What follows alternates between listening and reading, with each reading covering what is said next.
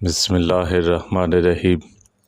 حضرت ابو ہریرہ رضی اللہ تعالیٰ عنہ سے روایت ہے، میرے خلیل صلی اللہ علیہ وسلم نے مجھے ہر مہینے کی 3 تاریخوں میں روزہ رکھنے کی وصیت فرمائی تھی۔ اسی طرح چاش کی 2 رکعتوں کی بھی وصیت فرمائی تھی، اور اس کے بھی اس کے سونے سے پہلے کہ میں وتر پڑھ لیا کروں۔ ام المومنین حضرت حفصہ رضی اللہ تعالیٰ عنہما کہتی ہیں، 4 باتیں ایسی ہیں جنہیں نبی کریم صلی اللہ علیہ وسلم نہیں چھوڑتے تھے۔ نمبر 1 عاشوراء کے روزے کو، نمبر 2 ذی الحجہ کے پہلے عشرے کے روزے کو، اور ہر مہینے کے 3 روزے، اور فجر سے پہلے 2 رکعتوں کو۔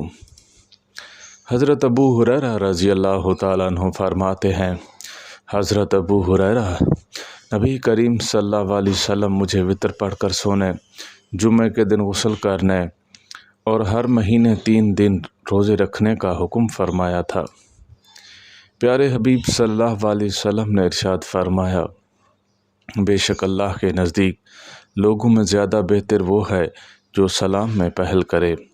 اللہ تعالی ہم سب کو عمل کرنے کی توفیق عطا فرمائے۔